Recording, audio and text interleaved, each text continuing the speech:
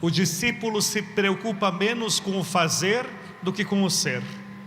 Quem trabalha demais para a igreja, nem sempre está com a igreja, está trabalhando para ela.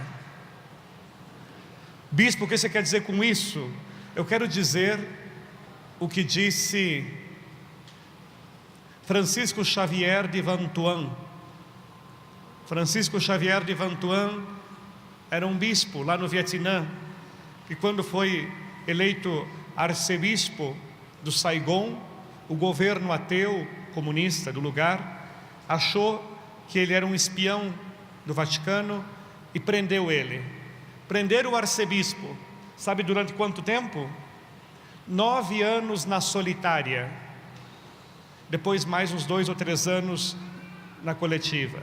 Esse bispo, eles tentaram enlouquecê-lo. Como é que eles fizeram? Colocaram ele durante vários anos, ele ficou 9 anos, numa sala pequena, morando sozinho naturalmente, num ambiente tão pequeno, e eles apagavam a luz, deixavam uma semana inteira às vezes sem luz, e uma semana inteira sempre com luz, para tentar desnortear a mente dele e ele morrer, ou enlouquecer. Francisco Xavier de Vantuan, às vezes tinha que colocar o nariz na porta da fresta, porque não tinha janela, para poder respirar um pouco melhor, e às vezes ele estava deitado, ele sentia algumas coisas caminhando nas costas, eram baratas, taturanas, tudo caminhando por ali, insetos.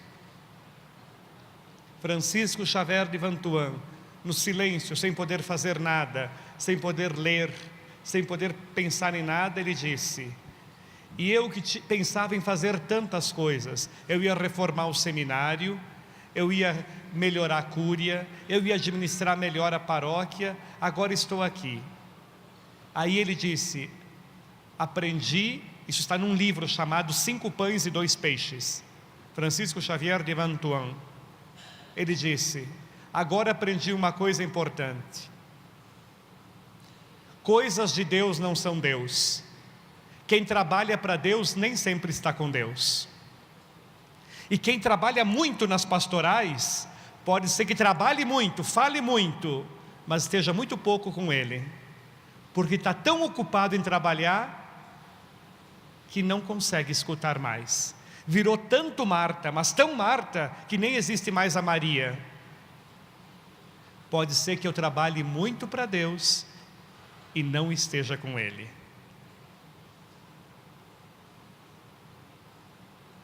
Não é o nosso caso, claro que não. Vamos continuar. O assunto agora é a conversão pastoral da comunidade, para poder chegar às comunidades de comunidades. Vamos ler juntos? A paróquia não...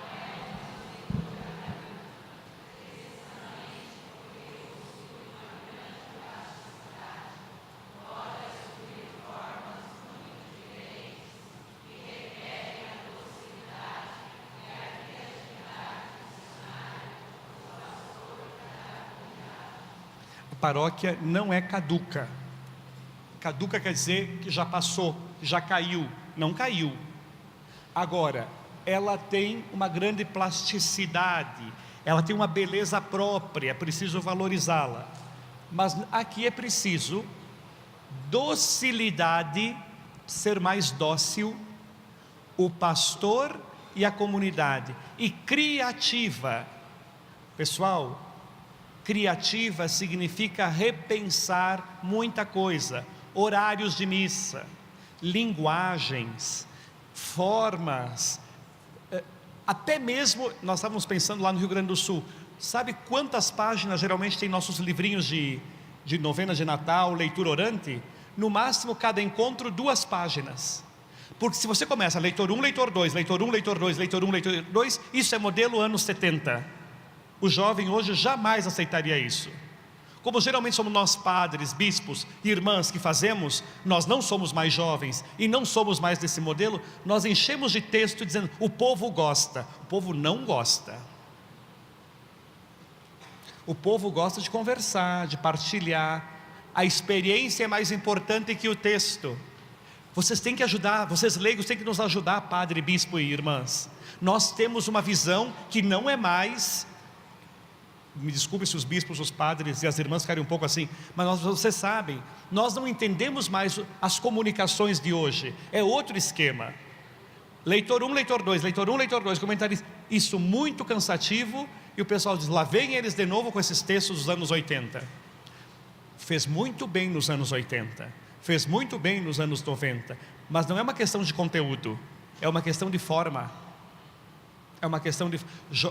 Por isso que nós estamos repensando, lá em Porto Alegre, por exemplo, esse ano vamos fazer a novena de Natal diferente, não vamos fazer esse esquema, vai ser um outro esquema, não vou falar porque de repente vai pegar a moda, é melhor não deixar, deixa assim, lá é diferente, tá. Bom, já que vocês pediram, não, nós pensamos o seguinte, não foi muito fácil porque nós somos lá 18 dioceses, tem que convencer todas as dioceses. Nós pensamos assim, como as novenas de Natal, nós chamamos novenas de Natal, mas na verdade é grupos de encontros. A maioria são poucas pessoas que tem 200 mil livretos, mas usados só para uma faixa etária, especialmente bem localizado. Nós pensamos assim, faremos quatro propostas, é um itinerário, é uma espécie de retiro de advento, porque nós constatamos o seguinte, 4 encontros em dezembro, nem padre, nem bispo, nem irmã consegue fazer. Nós não conseguimos uma vez por semana parar para fazer esses encontros. Imagina quem tem toda essa correria. Como?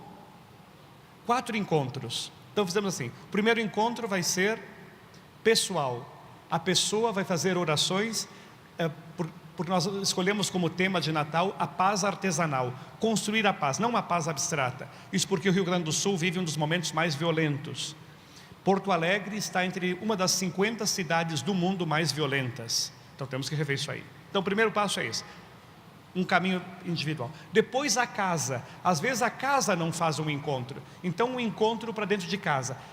Construir a casa sobre a rocha é construir uma casa de paz. Segundo ponto. Terceiro, o grupo de trabalho ou o grupo de a pequena comunidade, a pequena comunidade, o setor é o terceiro encontro. E o quarto encontro é toda a comunidade pequena, toda a comunidade. Então é o âmbito da família, a pessoa, a família, o grupo e a comunidade, de tal forma que a gente não multiplica encontros, cada um faz quando dá e faz o Natal ficar um pouco mais ágil, e cada momento tem umas interatividades, depois eu falo, agora vamos voltar aqui. Revisão. Se olharmos nossas agendas, percebemos que fazemos muita coisa, não fazemos? Muitas pastorais, muitos trabalhos, evitando tantos eventos, reduzindo as reuniões, descomplicando a forma de ser comunidade cristã hoje. Esse é o nosso desafio. Pessoal, nós estamos tomando consciência, também na CNBB estamos percebendo isso. Se a gente faz muito evento grande, a gente gasta energia, tempo e dinheiro, não em processos, mas em eventos. Quando a gente volta para casa, continua tudo igualzinho como tinha começado. O processo desencadeia uma mudança. Então é mais importante o processo do que o evento. Evitar uma igreja de muito evento, que é a multidão, porque na multidão cada um se esconde e pode fazer o que quer. No grupo pequeno nós vamos trabalhando. Acreditando no pequeno grupo, que é uma comunidade na grande paróquia, formando os cristãos como discípulos, não adeptos, que serão missionários. Já falamos. Opa, isso aqui apareceu hoje de manhã. Atualmente constata-se certo processo de desânimo na pastoral, especialmente entre os presbíteros e religiosos, mas também entre as lideranças do laicato. Alguns dizem, mas nós não estamos conseguindo transmitir a fé para essa geração nova. Nós fazemos muito, mas nos preocupamos. Daí a urgência de uma conversão pastoral com a renovação missionária das comunidades, para passar, podemos ler juntos o que tem entre aspas, de uma pastoral de mera conservação para uma pastoral decididamente missionária. Atenção, o missionário aqui significa uma postura, não significa ir bater de porta em porta, obrigar as pessoas a serem católicas. Isso é proselitismo. O Papa Bento XVI, na abertura, no discurso inaugural da Conferência de Aparecida, diz: a igreja cresce por atração, não por proselitismo. Sabe quando que você é missionário? Quando você na escola, no trabalho, onde você está, a pessoa se interessa por você. Não é você que obriga lá na escola, na empresa onde você está, a todos serem católicos e rezar o terço. Se você começar a rezar o terço, 1, 2, 3, outros poderão querer também. Me dizia um padre, numa capital grande aqui em São Paulo, ele foi morar num condomínio, porque num edifício, e claro, ele trabalha na cúria dessa diocese, e as pessoas não sabem, num edifício às vezes as pessoas não sabem quem mora. De vez em quando ele chegava em casa de klezmer, porque ele sempre usava klezmer, mas nem sempre usava. Um dia as pessoas, mas um padre por aqui? Sim, eu moro aqui, eu moro em tal andar. O senhor mora aqui? O senhor não poderia rezar uma missa aqui para nós? Sim, posso. Reuniu um grupo de pessoas. O senhor não pode rezar o mês que vem novamente? Reuniu mais gente. O senhor não poderia rezar todo sábado à tarde aqui? Posso, todo sábado à tarde. Nós não podemos convidar os outros prédios aqui do condomínio? Pode, aumentou. Mas nós não temos igreja. Podemos alugar uma tenda e colocar aqui no meio do pátio? Pode. Vamos fazer isso uma comunidade? Sim. Atualmente 400 pessoas todo sábado frequentam aqueles condomínios que não tem uma capela lá perto. Não dá para a gente começar com a colocação da igreja para depois atrair as pessoas. Muita igreja vazia está nisso. A gente primeiro constrói e depois busca as pessoas. As pessoas é que vão fazer a igreja existir e crescer. Metodologicamente é um outro olhar. É um outro olhar. Muito bem. Aqui. Só os homens, vamos ler juntos o que está aqui. A pastoral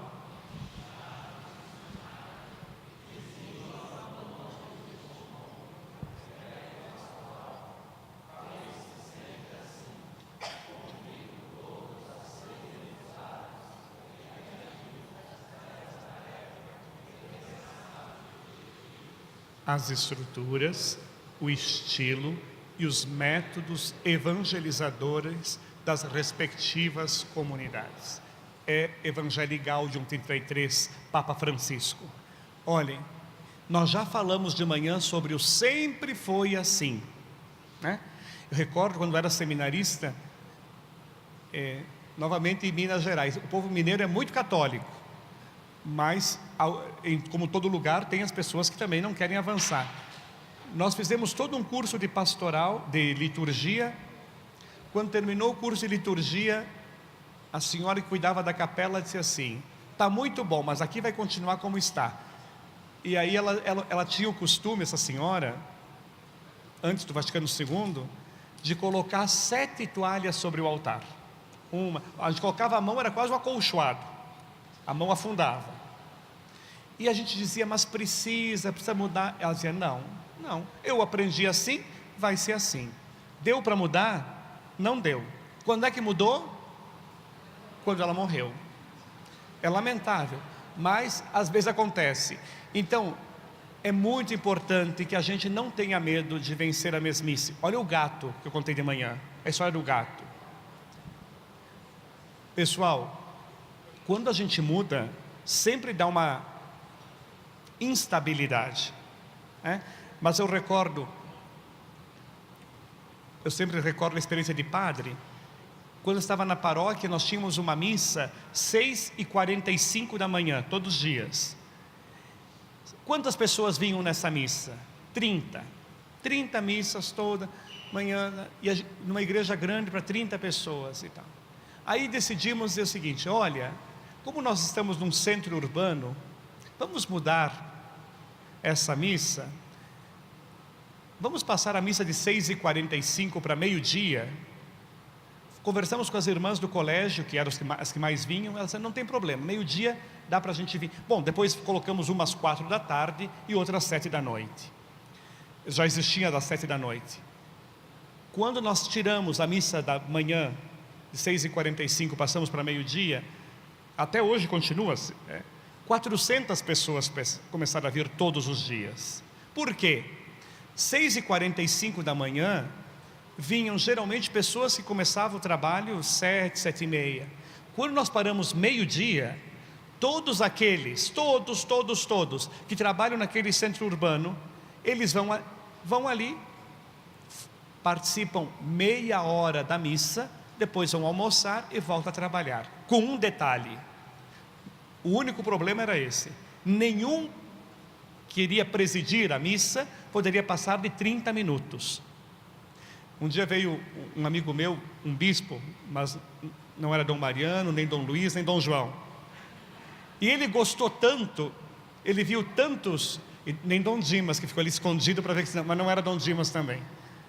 Ele viu tanta gente, ele começou a falar, 45 minutos, e o povo começou a ir embora.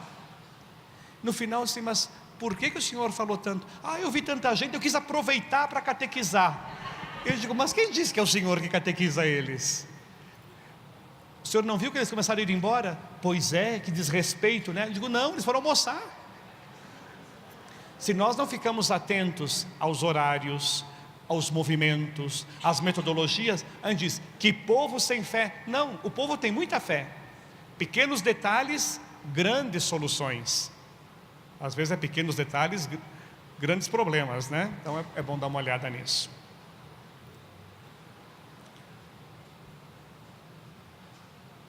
Nós precisamos, antes de pensar, vocês estão vendo, provavelmente você pensou assim, eu vou para um curso, para uma reflexão, para um congresso, que vamos conversar o tempo inteiro de como fazer a setorização na diocese. Não. Nós vamos primeiro ver o espírito da comunidade, que pode levar a uma setorização. Mas começar pela demarcação, seria começar uma casa pelo telhado, sem colocar os pilares. A setorização pela setorização não resolve nada. A setorização com um espírito novo muda tudo. Então nós precisamos ver isso aqui primeiro. Cultura da proximidade. O que é essa cultura da proximidade? Há paróquias que projetam a imagem de uma igreja distante, burocrática, sancionadora. Pode, não pode. Passou o tempo da matrícula, problema é seu, mãe. Como é que a senhora não veio se inscrever aqui para a catequese? Muito cuidado com os nãos. Alguém aqui é secretário ou secretário de paróquia? Levante a mão. Ótimo.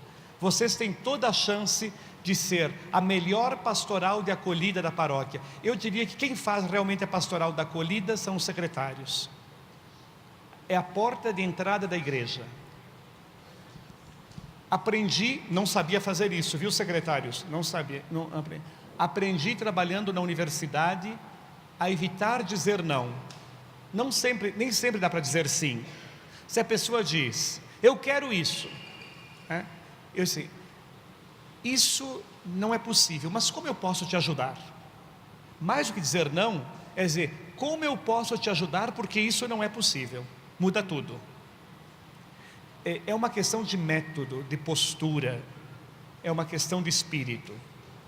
Depois, os planos pastorais diocesanos e paroquiais, está aí no documento 100, precisam ser mais evangélicos, mais comunitários, mais participativos, mais realistas e místicos. Isso significa ligados ao Evangelho, mais envolvendo a comunidade inteira. Não dá para um grupinho da paróquia pensar o plano inteiro. Claro que depois fica no papel. Depois, participativos, realistas, mais concretos. Tem coisas que nós não conseguimos fazer. Vamos projetar que todos os nossos jovens vão para a Jornada Mundial da Juventude no Panamá, mas não sei se conseguimos fazer isso. Não é isso o mais importante. Grandes eventos, vamos também levar um grupo para o Panamá, mas o plano concreto é como vamos evangelizar os jovens que estão aqui, especialmente a maioria dos nossos jovens hoje está à mercê dos traficantes de droga, porque eu não estou pensando só nos jovens de filhos de católicos, estou pensando na juventude em geral, que é uma escola hoje, quanto ela é assediada pelo tráfico. E mais místicos, porque precisaríamos planejar mais, além dos programas de formação pastoral, encontros de retiros, espiritualidade. Nosso povo está muito sedento de espiritualidade. Espiritualidade com conteúdo evangélico, espiritualidade que dê suporte à vida. Reuniões muito longas, encontros prolixos, metodologia sem interação. Reuniões breves. Geralmente uma boa reunião não dura mais que 1h30. Se durou mais é porque alguém falou o tempo inteiro e não deixou todo mundo falar. Depois, interação. Não pode ser uma pessoa só que fala, todos têm que ter o direito a participar. E atenção, especialmente nós que somos líderes, eu digo, todos, nós temos a tendência a falar muito e às vezes a gente não presta atenção que tem a gente muito silenciosa no grupo. Os silêncios precisam ser considerados. Tentar escutar. Quem pensa diferente pode trazer um ar novo. Isso é a abertura que falávamos antes. E muita interatividade. Não basta alguém falar, tem que ver qual é a reação. Nós temos pedido para o clero lá em Porto Alegre, nem sempre conseguimos. Por causa da iniciação à vida cristã. Dom Luiz, provavelmente vou falar isso para o clero lá em Três Lagoas. Vou falar, mas vou sugerir, claro, cada um pensa o que quer. Para uma boa iniciação à vida cristã, se nós queremos atrair os afastados, se nós queremos iniciar quem não está iniciado, a homilia não deveria passar de 8 minutos, 8 a 9 minutos. Já conseguem lá? Lá já está tudo pronto, quase. Como? 80? Por quê? Porque a mente humana não aguenta. A mente humana atual, isso é neurolinguística. Se alguém ficar falando muito tempo, a gente desliga e a gente começa a pensar outras coisas. É muito importante a gente focar melhor tudo, inclusive uma boa reunião, em pouco tempo dizer muito. Se tem que ficar muito tempo, é mais complicado. Mas vamos adiante. Claro que os bispos podem falar 15 minutos lá em Porto Alegre. Só os padres, não, estou brincando. A gente tenta, mas não. Ninguém consegue tão fácil esses 8 minutos, tá? Mas é só uma referência, não é uma norma fixa. Até porque isso não é nosso. Já o Papa Bento XVI falava disso. Também o Papa Francisco sugere tempo mais breve para a homilia. Conversão é mudança. Depende de uma profunda experiência transformadora de vida. O encontro com Jesus Cristo e a missão que deriva desse encontro. A decisão é tanto pessoal quanto comunitária. Há mudanças urgentes para sermos missionários, mas precisamos ser discípulos para acolher o que o Espírito está dizendo às igrejas, às comunidades e às paróquias. Essa conversão, essa mudança é necessária. Quando estávamos trabalhando nesse texto, que era o 104 verde, para tornar o 100 azul, nós usamos a expressão, se alguém lembra do 104, o título era Comunidade de Comunidades, uma nova paróquia. O título novo do azul ficou Comunidade de Comunidades, uma nova paróquia, a conversão pastoral da paróquia. E tem um capítulo próprio sobre conversão. Nunca vou esquecer que um bispo foi na tribuna, na hora da fila do povo, e disse: é possível deixar a palavra conversão, mas só com um detalhe. Foi Dom Ascona. Ele disse: se aparecer o termo arrependimento, não existe conversão sem arrependimento. E entrou. Por quê? Se eu não me arrependo do estilo pastoral que estou fazendo, que não está atingindo quem está afastado, eu não faço conversão, eu dou só uma retocada. Eu deixo tudo como está. Imaginem uma madeira que está toda consumida pelo cupim, eu passo uma tinta, escondo os furos e ela continua daquele jeito. Conversão é dizer que nós precisamos ser mais ousados, mas não porque devemos inovar tudo, para seguir Jesus. Eu não sei se eu estou sendo claro. Não é mudança por mudança, não é inovação por inovação, não é inovação para lotar a igreja, não é esse o objetivo. É para seguir Jesus Cristo. Desculpe se eu vou fazer um jogo de palavras, mas necessário agora. De uma vez por todas, é preciso fazer uma opção preferencial por Jesus Cristo. Porque a gente já fez muitas opções. Nunca você vai fazer uma opção preferencial por Jesus Cristo e abandonar o pobre, jamais. Mas a opção primeira é por Jesus. Nós estamos muito longe disso. Como bispo, claro, não no coração, nós temos essa intenção, mas precisamos traduzir isso no nosso cotidiano, nos nossos seminários, nos conventos, nas paróquias, nas casas. Precisamos uma conversão. Bom, a vida humana cristã, a vida cristã sempre é conversão. E o Papa tem uma expressão muito bonita para falar de conversão pastoral, quando ele falou aos bispos em 2013. Ele diz assim: as mulheres poderiam ler? Quanto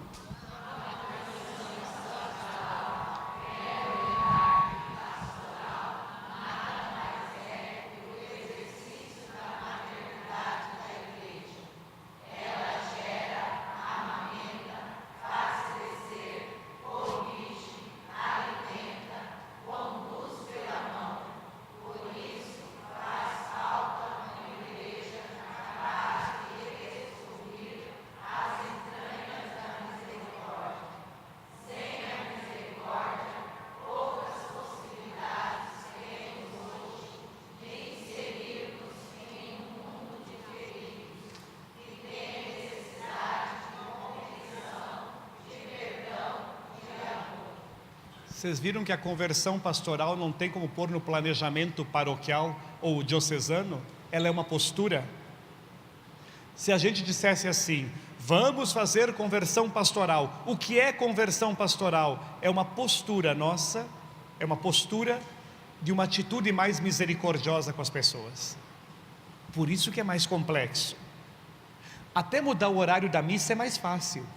Até mudar alguma tática para pastoral é tranquilo, mas uma postura mais misericordiosa é uma igreja mais materna, é uma igreja mãe, feita de pessoas que foram amados por Deus e por isso sentem-se também amados e capazes de amar. Essa atitude é uma atitude que exige de nós um pouco mudança. Não é a lógica do resultado. Talvez um exemplo possa ajudar. Uma vez, chegou até nós, isso não é modelo de conversão, mas é modelo de cuidado. Chegou até nós um rapaz para catequese.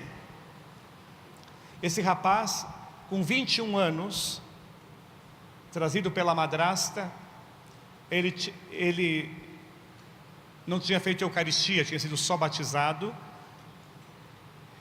E ele era surdo, cego e mudo.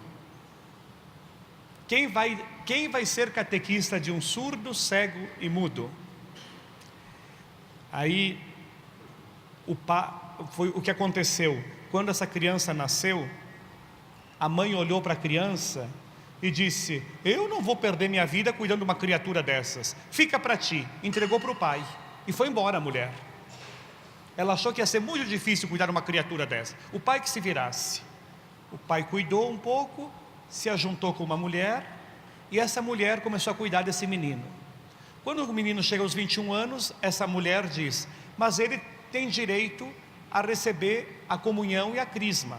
O pai disse: está tão difícil já cuidar dele para a escola, para que mais isso? Não, ele tem direito. E ele tem direito à catequese, não só ao sacramento. E aí chegou, por uma sorte, mais sorte que outra coisa, na paróquia onde estávamos tinha uma professora da APAI que trabalhava com múltiplos. Ela sabia se comunicar com essa gente tão especial.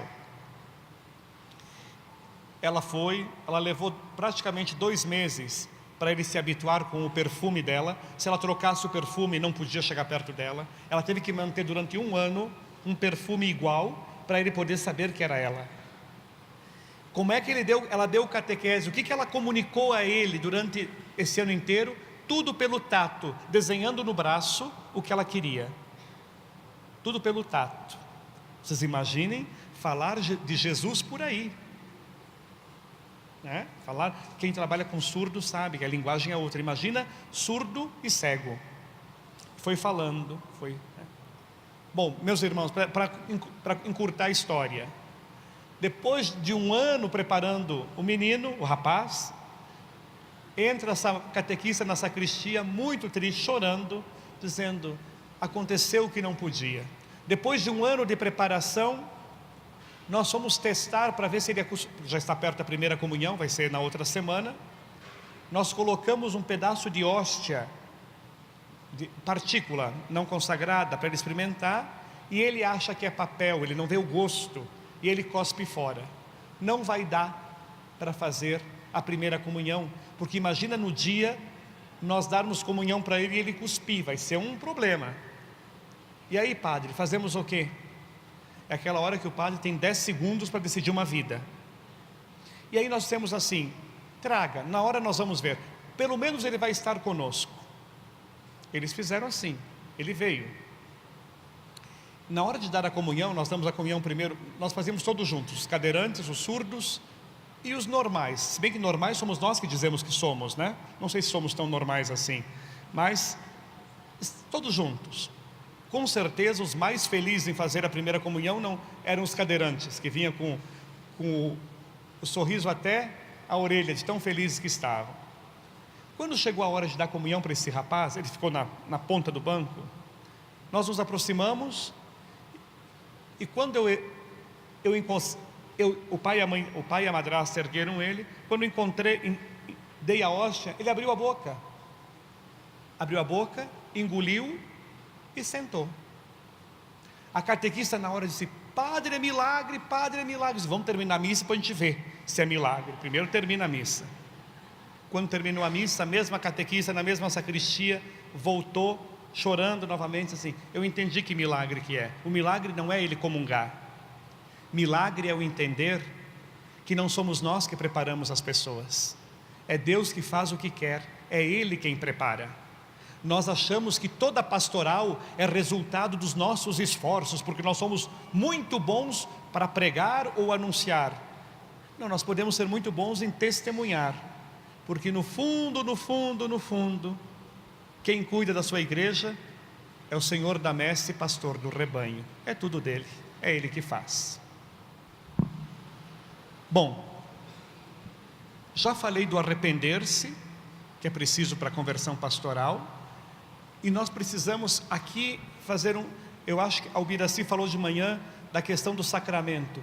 Nós não podemos viver uma igreja só sacramentalista, que dá batismo, comunhão e crisma e matrimônio, e o pessoal continua fazendo o que quer.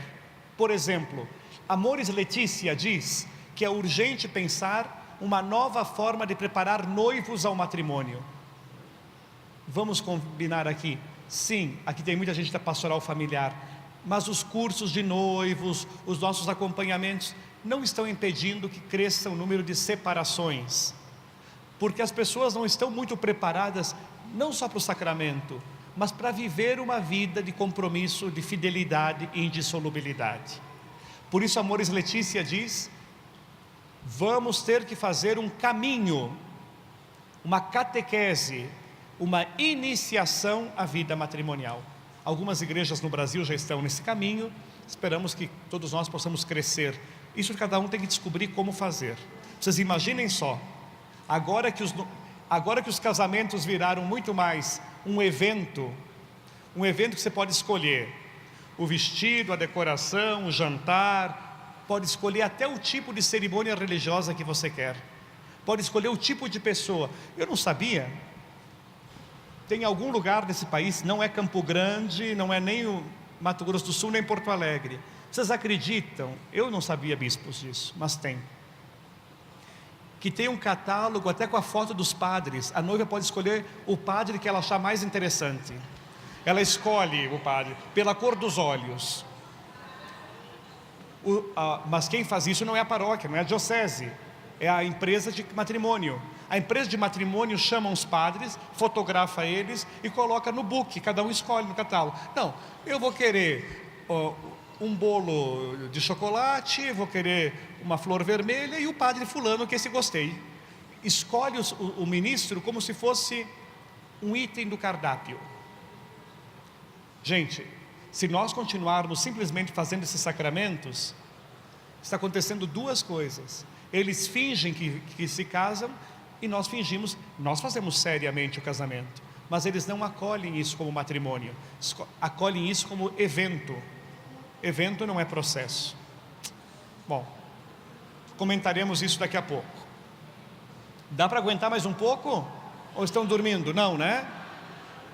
Vamos lá. Cuidar demais das estruturas e da prática levou-nos a muitas formas de ativismo estéril. A primazia do fazer ofuscou o ser cristão. E no número 45 do documento 100, no número 45 diz: há muita energia desperdiçada em manter estruturas que não respondem mais às inquietações atuais. O mundo vai para um lado e nós vamos para o outro, mas não na questão do anúncio do Evangelho, em questões práticas que às vezes não dão mais conta.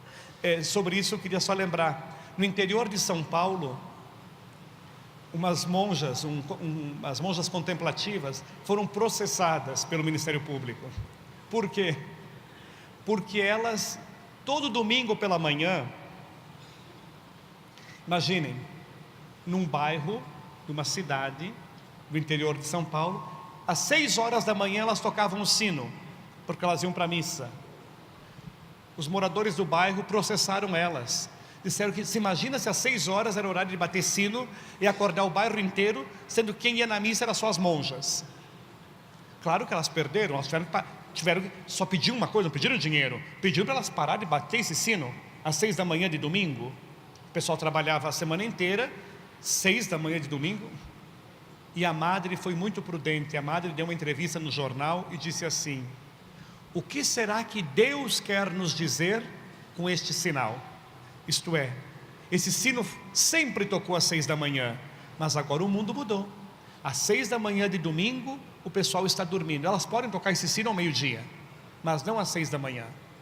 Percebam, há estruturas que nós enrijecemos e mantemos com problemas.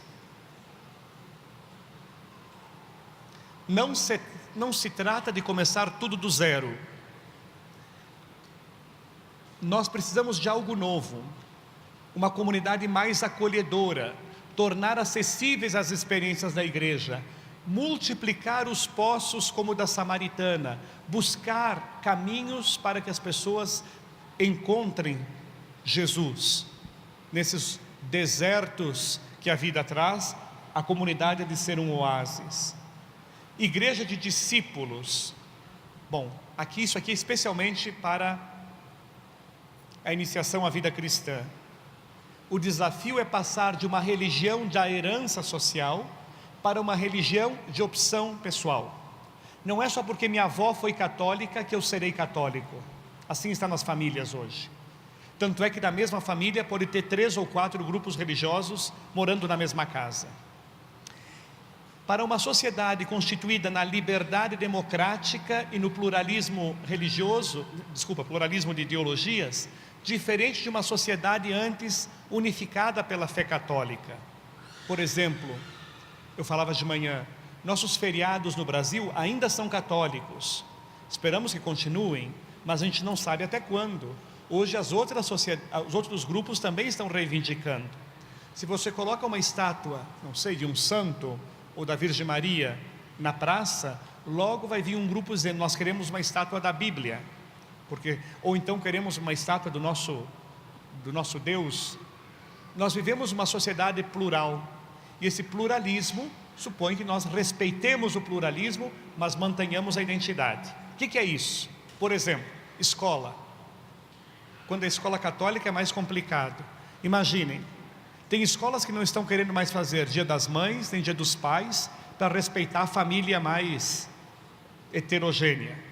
Alguns nem falam mais muito de missa de Natal, missa de Páscoa, para não ofender a pluralidade que tem na escola, mas fazem a festa de Halloween, que é a festa das bruxas, que foram buscar lá nos Estados Unidos, que ninguém entende nem bem como começou. Nós sabemos, tem toda uma história ligada à Irlanda, mas que engraçado.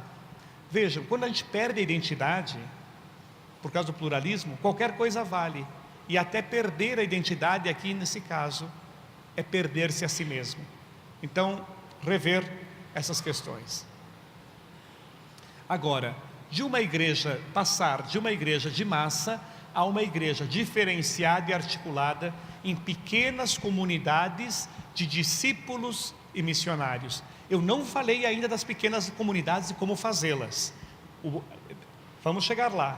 Mas a ideia é a seguinte: se nós só temos a comunidade, se a comunidade é simplesmente isso, a missa dominical para 500 ou 600 pessoas todo domingo, isso é muito bom, mas precisa ter junto outro aspecto. Como é que eu vou tirar essa pessoa de um estado de adepto para discípulo? Como é que o discípulo tem que ser formado pelo mestre? O discípulo não fica sempre igual, ele sempre vai crescendo. Eu tenho que ter um momento separado que eu forme o discípulo. Eu volto a dizer, acho que nossos ministros da comunhão, catequistas, precisam formar-se como discípulos. Não adianta só os cursos que nós participamos, mesmo que você tenha feito teologia para leigos. Teologia para leigos é muito importante, mas não é escola de discípulo. Mesmo que você fez um movimento muito bom, mesmo que você seja do grupo de oração, o grupo de oração é muito importante, mas não é escola de discípulo. A escola de discípulo é a pequena comunidade que vai te trabalhando continuamente para seguir Jesus. Tudo que existe continua, mas não ache que isso que você tem é suficiente. É a pequena comunidade que vai dizer: olha filho, não dá. Por exemplo, eu acho estranho, conheço pessoas que organizaram até aquelas escolas de fé, política e trabalho. Tem aqui alguma coisa semelhante? Não, mas da CNBB se chamava Escola de Fé e Política?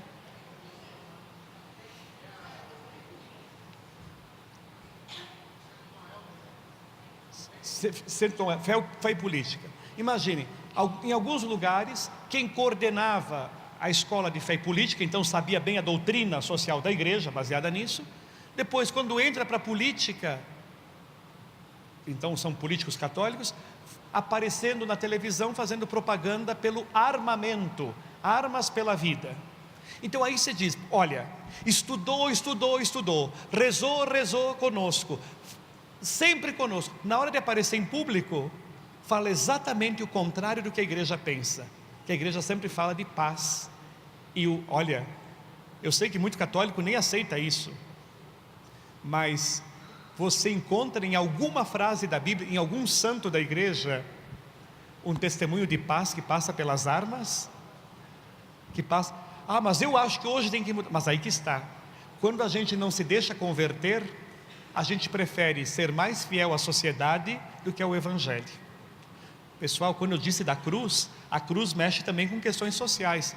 Essa crítica exagerada que existe com a CNBB, parece que agora a CNBB é aquela que fala questões importantes para esse país, para os católicos em primeiro lugar. Nunca vou esquecer de Dom Helder Câmara, que dizia assim: olha, não sei qual é a sua opinião, porque pode ser que algum aqui também possa pensar assim. Dom Helder dizia isso: cada vez que eu distribuo cesta básica para os pobres do Nordeste, eu sou chamado de bispo santo. É um santo, distribui cesta básica. Se falo que existe ainda escravidão e tráfico humano no Nordeste, me chamam bispo comunista. Você até pode ajudar os pobres, contanto que não mexa nas feridas que causam sofrimento aos filhos de Deus. Pessoal, não dá para ser católico, cristão, discípulo, se a gente diz assim: não, eu sigo Jesus até aqui, eu até concordo aqui, mas ali não. Nós precisamos ter um equilíbrio. Por exemplo, muitos que trabalham às vezes na área social, em favor das nossas pastorais sociais, são a favor do aborto. Não é possível.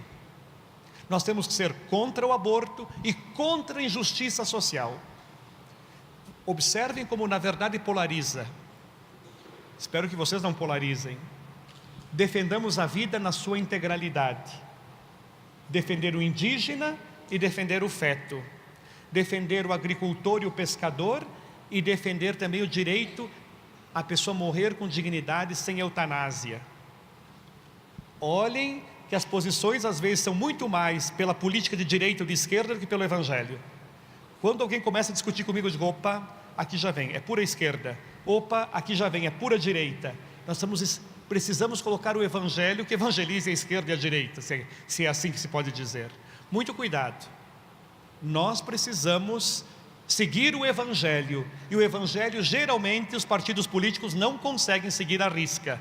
Pior é quando o católico diz assim, eu sou católico, mas nesse ponto eu vou por aquilo que eu acredito, não por aquilo que Cristo pede. Vocês viram que a coisa ficou pior agora? Ser discípulo agora entornou um pouco o caldo? Não é só rezar um pouquinho aqui e ali, é pensar como... Vamos cantar aquela música que é quase infantil, mas ela resume o que é ser discípulo. Pessoal, amar como Jesus amou, sonhar, pensar, viver. O discípulo é alguém descentrado.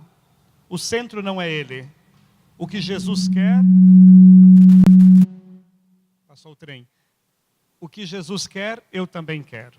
Isso que está. Por isso quando eu falei assim, temos tanta segurança assim de sermos discípulos? Esperamos que sim, mas temos um caminho a percorrer ainda.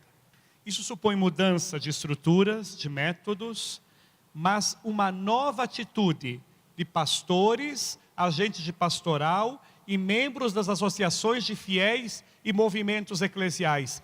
Eu lembro bem quando foi escrito esse parágrafo, porque a questão é a seguinte: bispos, padres, diáconos, catequistas, ministros e todos os agentes de pastoral, precisamos de uma nova atitude. E também os movimentos de igreja, eles são importantes, mas eles não podem andar paralelo. Por exemplo, não pode um evento da diocese, os movimentos não participarem. Eles são muito importantes. Eu fiz uma visita pastoral numa paróquia esses dias, e tinha, num dos vicariatos nossos, e tinha um evento no movimento, 12 lideranças importantes da paróquia não foram liberadas para participar da visita pastoral do bispo. Foram para o movimento, lá para o encontrão diocesano. Isto não... Eu só faço uma pergunta: que igreja é essa?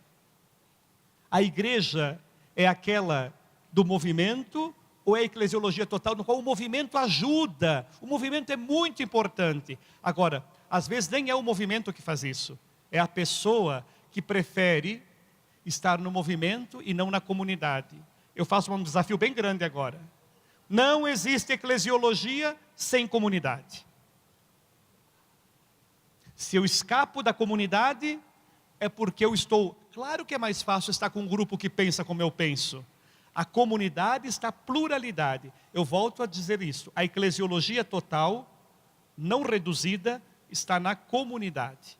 Então é preciso trabalhar o movimento para alimentar a espiritualidade, para fortalecer. O movimento tem grande valor, grande.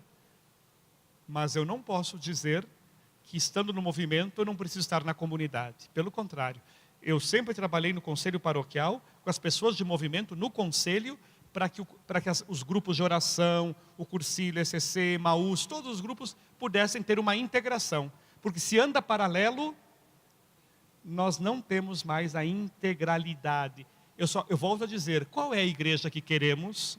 É a igreja dessa comunhão, essa comunhão de todos. Conversão.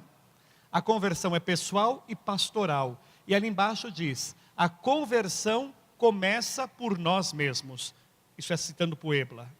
Não dá para esperar que o padre mude, o bispo mude, ou as famílias dos catequizandos mudem. Nós precisamos mudar. Ah, mas se não tivesse aquela pessoa na paróquia seria mais fácil. Não. Nós mudamos.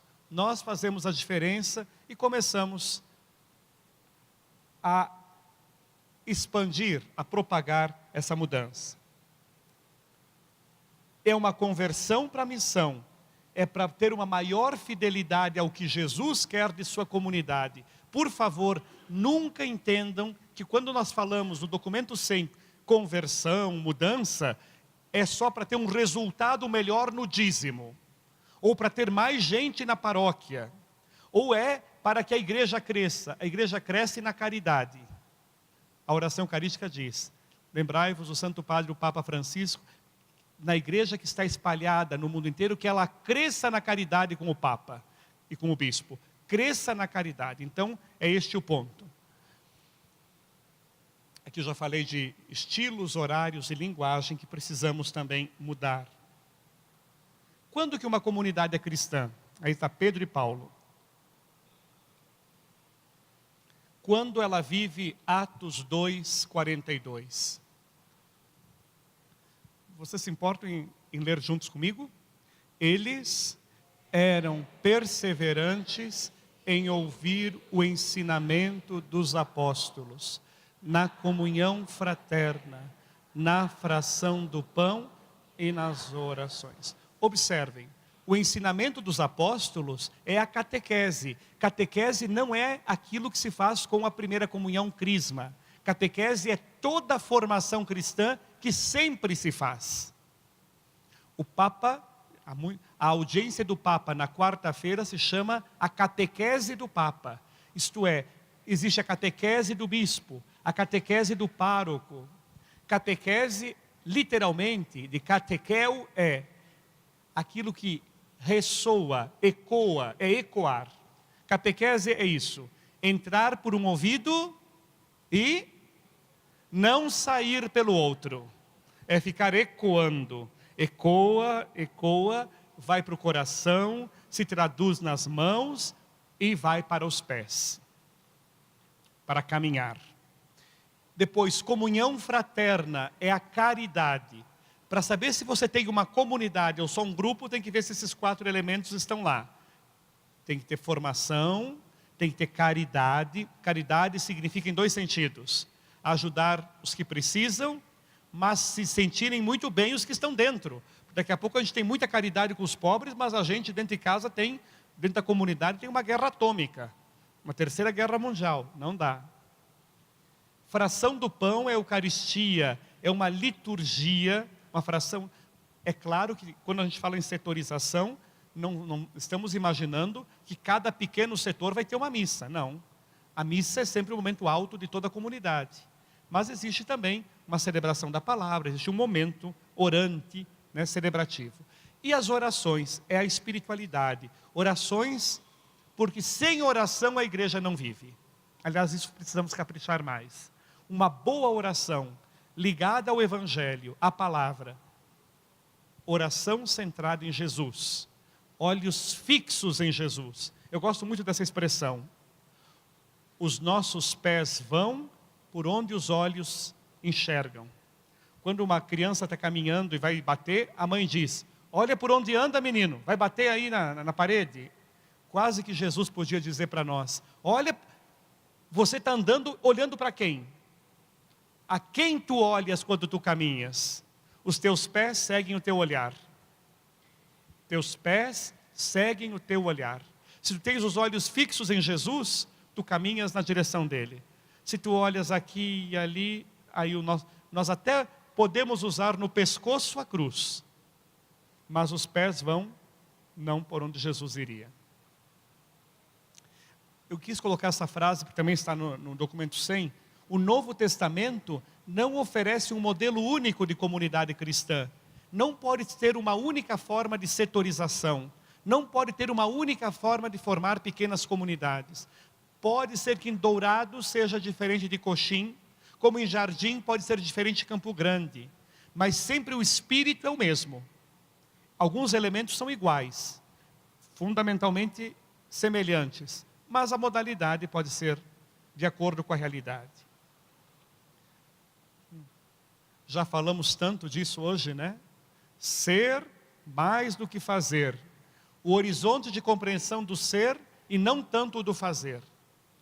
Ocupados demais em fazer, podemos ofuscar o ser discípulo. O discípulo de Cristo não é uma pessoa isolada, mas sempre em comunidade. O pastor tem cheiro de ovelhas. O pastor cuida do rebanho.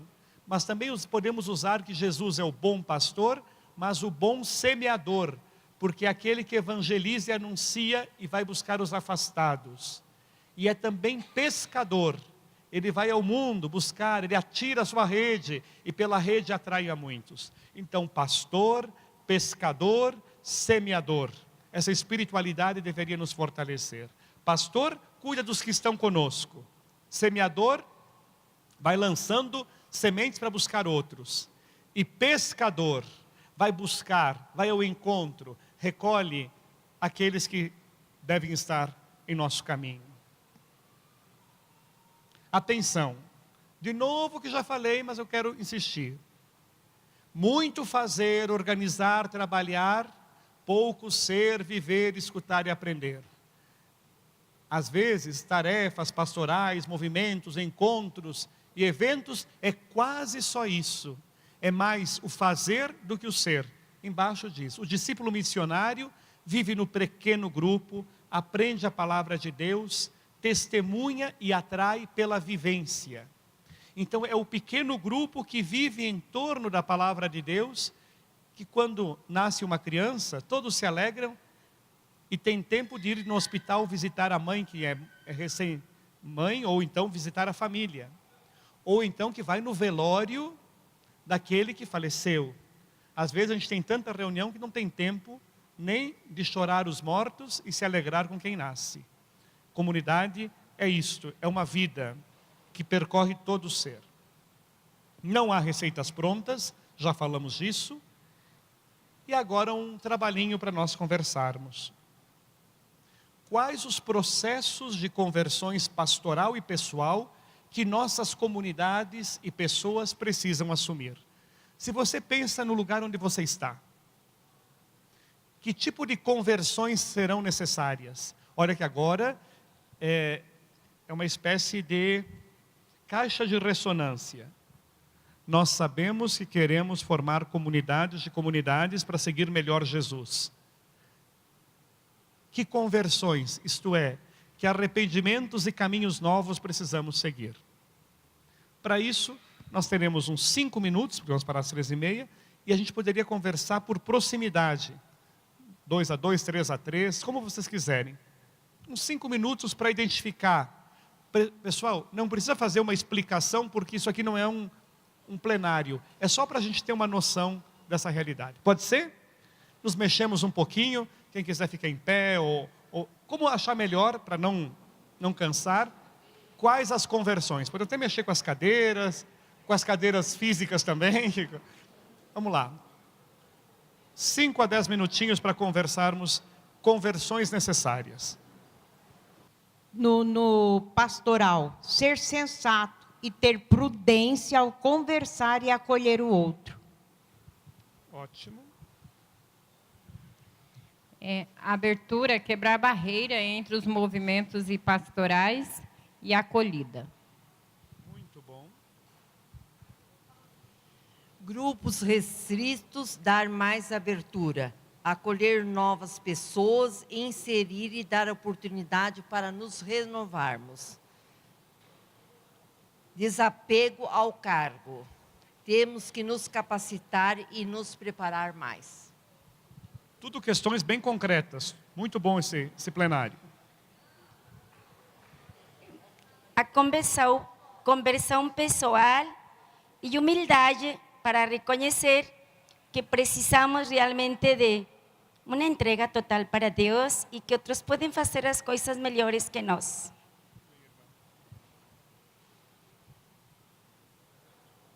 Formação pessoal, humildade, saber ouvir e acolhida pastoral. Sair do nosso comodismo, do nosso egoísmo, colocar nossos dons a serviço, trabalhar com pequenos grupos, ir ao encontro das famílias, a comunidade, né? E saber ouvir. Estar com o coração aberto ao jeito diferente do outro, procurar entendê-lo, ter sensibilidade. Interagir, ir ao encontro e converter-se, né? Converter-se. Valorizar os que já estão, para podermos agregar as ideias novas, sem ofender, sem desprezar ninguém. Nós vimos que nós precisamos lembrar todos os dias o porquê nós estamos ali, para quem nós estamos ali, né? Eu estou servindo ao Senhor e não para ser visto e não a mim mesmo. Então, isso a gente falou que a gente tem que lembrar disso todos os dias para que a gente não se esqueça ao longo da caminhada e lembrar do cuidado que nós temos em ter com o outro, que o mais importante é levar a glória do Senhor. Mais alguém? Temos um tempinho ainda. Algo não foi dito do que vocês conversaram nos grupos? Como? Colocar-se no lugar do outro.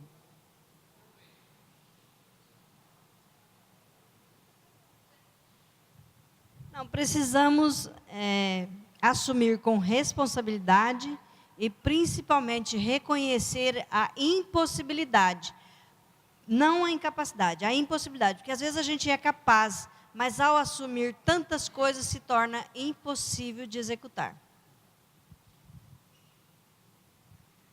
Ser doador, se doar por inteiro, por Jesus, com Jesus e para Jesus, através de cada pessoa que a gente encontra.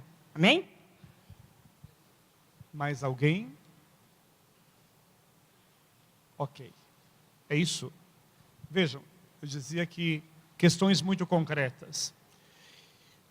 O Papa Francisco chama o que muitos disseram aqui de superar a autorreferencialidade. Pensar só em nós, no nosso grupo, em nós que estamos na igreja.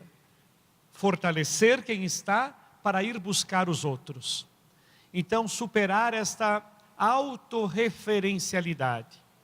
Depois, claro, nem tudo é possível fazer, mas não tudo pode ser desculpável.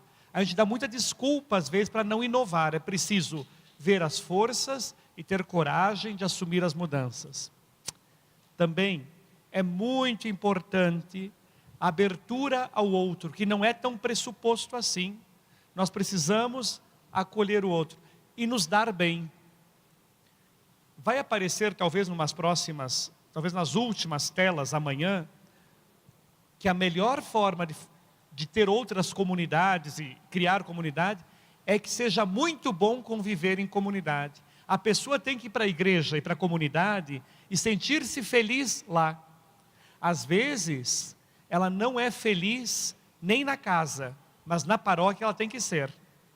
Eu recordo uma situação que foi bem pública, saiu no jornal, na TV e no jornal, um menino lá da região de Santa Rosa e Frederico Westphalen, o caso Bernardo. Vocês lembram que um menino que foi assassinado pela madrasta? Era um menino que ele dizia assim, ele vivia na paróquia como coroinha, porque aquele era o espaço de vida dele, porque em casa era difícil a vida para ele. Na paróquia era um espaço de vida. Se vocês pararem para pensar, às vezes, especialmente, crianças, jovens e idosos encontram na paróquia um espaço de respiro. Outros também, mas olhem quantos idosos que, se não tivesse a missa diária, o terço, passaria o dia inteiro sem falar com ninguém. Olha quanta criança que vem lá para ser coroinha ou acólito, para poder ter um espaço onde alguém escuta ela e vê, enxerga ela. Olha quanto jovem encontra um certo fôlego para viver em nossas paróquias. Pessoal, nós temos muitas coisas boas, nós temos muitas oportunidades para continuar e fortalecer. Agora, nós precisamos também alargar a nossa tenda, fazer um puxadinho. para buscar mais gente para que conheça Jesus. É isso que estamos fazendo. A experiência do encontro em comunidade. A conversão começa conosco. E depois a gente vai pegando os outros. Alguém falou algo bem interessante aqui. Não se apegar aos cargos. Porque às vezes alguém diz assim, eu sou 30 anos ministra da comunhão. Eu olho e digo, mas não vejo grande valor nisso. Há 30 anos eu sirvo ao Senhor com alegria. É verdade. Mas será que não tem outra pessoa na paróquia que pode fazer isso e você continuar? Porque numa paróquia, as dignidades são as mesmas. Aquela que abre e fecha a igreja e aquela que dá comunhão, tudo coopera para o bem de todos. Então não existe um que tem mais poder do que o outro. Eu depois que deixei de ser coordenador da comunidade, nunca mais apareci lá. Claro, era o clube, deixou de ser o diretor, não quer mais ser soldado raso. Vocês percebem como antes se diz discípulo missionário, mas se o discípulo missionário, se não funcionar como eu quero, eu não sou mais. Não quero mais brincar, cansei.